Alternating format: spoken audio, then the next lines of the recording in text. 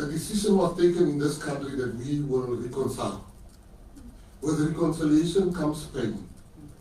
With reconciliation comes sacrifices. White people are part of South Africa, whether the EFF likes it or not. White people has a lot. Thank you, Lindsay Denton, Eyewitness News. Minister, you defended the STEM being included in the national anthem during your budget vote debate. It's well known here in Parliament that the EFF sits down when that part of the anthem gets sung. Given the defence that you've given earlier, what can you do to make that contingent and others who feel similarly about the inclusion of the STEM to perhaps change their mind about that? Well, firstly, I want to say that, and I want to answer it in twofold. We had a discussion, I will make my deputy also answer the second part. But let me do the first part. If you destroy the national flag, if you destroy the national flag, you can be charged. And if you are going to do that to the STEM, we should start getting proper legislation.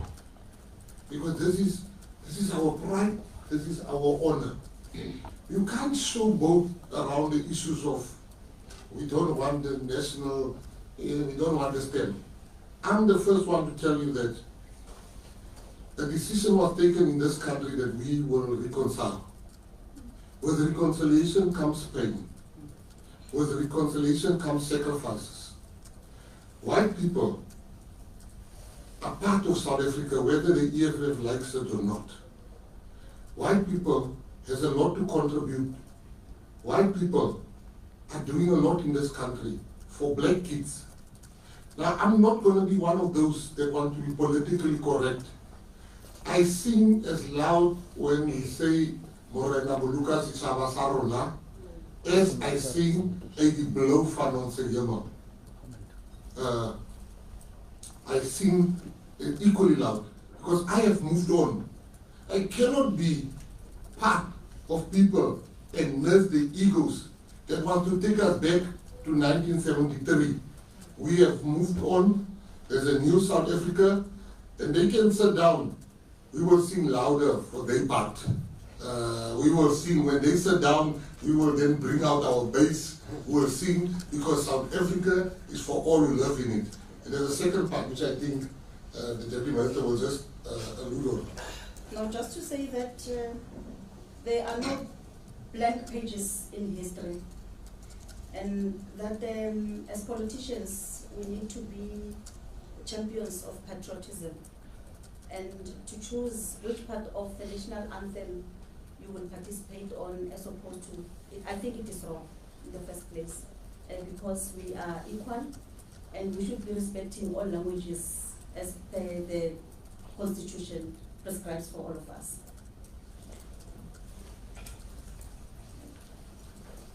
Thank you, Diana and Minister. Ms. Eva, introduce the meeting house. Thank you so much. My name is Eva Jiso, and I come from SIGA, which stands for the Cultural and Creative Industries Guild of Africa, representing Creative Talk. Minister, you did mention in your speech that regulating the creative art sector or the cultural and creative art sector is one of your priorities. I just want to find out, because this has been a burning issue for the longest years, how much time are you giving yourself in achieving that goal? Number two, you've been having meetings with some of the organizations in the industry, and I suppose that you are aware that those organizations are not the decision makers within the industry. And some of these organizations, or among them, there are two federations. I'm not too sure when you had the meeting with them, regardless whether it was just an introduction meeting, did you really ask them what is it that they have actually achieved for the time that they've been saving and working under DSEC? And since the industry has got lots and lots of questions about particularly the main federation, are you then going to put together these two federations to make it one, or are you going to separate the mandate? Thank you. Thank you very much. The art and cultural industry is not being supported to its full potential, simply because of the division. We have formalized, this department has formalized Boxing SA, Netball SA. They have helped them to formalize themselves, basically. But we cannot entertain this war and this scarcity syndrome. Me alone. I'm the one representing, I'm the one. I don't have time for that nonsense. So what I've done, there's nobody that speaks for the industry at the moment. But I have already given a date, an instruction, that on the 29th of August, we will have a lichutna, which is like a indaba, like a bosbarat. And on the 15th of August, we will then have, they will get the invite. And on the invite, they will have an opportunity to also add some agenda points, structure, or format of how they think the meeting should go. But we will return from there with one vision, with a great voice. There will be one voice which we will support. Nobody will get money from this department that is coming here with a me syndrome. For too long, as artists died as paupers. I don't want to be a minister of sport, arts and culture that pays for your funeral. I want to be a minister that empowers your life. I don't want to be that type of minister. So on the 15th, they can come and sit in the office after, in the month of October, they can come and toy, but we are going to be decisive to give this industry a voice, because art is important, culture is important. But you know what people do not know? Art and culture gets more than sport in the department. But people say we only care about sport. The reason why they can't see it is because of the squabbles, the infighting. We cannot. So they must be very careful how they approach our Ihutla, our Indaba. They must not come there with own selfish agendas. They must come there to help us seek a solution so that we can fully fund, equip, and then judge them. We can't give Netball Faringa money and then not ask Netball to report back what they did with the money. The reason why we're going to give them more money this time is because they are reporting back how they spend the money. Now, if we give every Tom, Dick, and Zawulani, and in the art industry, everybody with a fax machine, a dog, and his neighbor is writing a constitution, and then we must now recognize them. It can't go on like that. You see, there's no workplace in South Africa where there's no corruption. Corruption is not specific to the Department of Sports, Arts and Culture. But there was something else that you don't find in other places that you find in the department. But there were individuals, two types of individuals. Individuals that's politically connected, that threaten workers at the Department of Sports, Arts and Culture, that I need to get this because I'm going to call this minister, Minister Mckenzie. There were people that think that the Department of Sports, Arts and Culture is their father, that left them in inheritance. They are now acting like if they don't get money, they will tell us how corrupt the people are there. They threaten people to get money.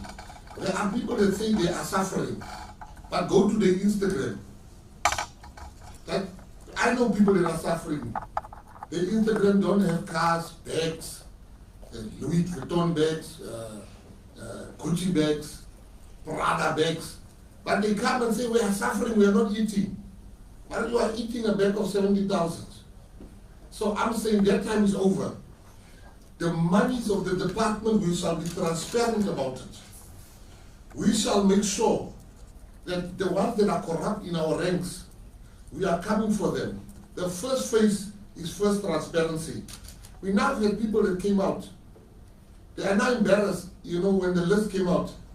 They say, no, we didn't get money. But they got money, some of them. But they're now embarrassed that they got money for they gave the wrong reasons. As far as the list is concerned, let me answer that one. I hear there's some voices that says, no, you're embarrassing people. What is, your government must help you. What is embarrassing about getting help from your government? There's nothing embarrassing. When I was in jail, my son, the mother of my child, got help from government. There's nothing embarrassing about that because the father couldn't provide for the child anymore. Now, why do you want to hide? Because you said that you're going to do this with the money, then you go and buy a Louis Vuitton bag, or you're going to go buy a golf for a par with the money of the department, and you didn't do what the money was intended for and why you asked the money. Now, on that last point, poor people in this country stand in line for the SASSA. You see them in the lines getting the 350. You with your 20,000, you want to be mzege, you don't want people to see you. You must not play with us. This is a new minister. Once you just fill in a form, you must know I'm going to tell the public to give you money. We are not going to hide. I'm going to be transparent under my ministry. Or whether you got 20,000, we are now by the 20,000, we're coming to the ones that got millions. Anybody that got money, you must know your name is going to appear. You can call my friends 20 times, you can send politicians to me, you can do all that type of stuff, you can threaten me with a court, you must take me to court, your one will even appear, I will fast track it, we will jump a year. We are now, where are we now? Year 20? Look, we are now just about to get out of COVID. We are still coming. We're going to expose everything, because this is not a state secret. People must know where the money went to. Thank you very much. I'll give over to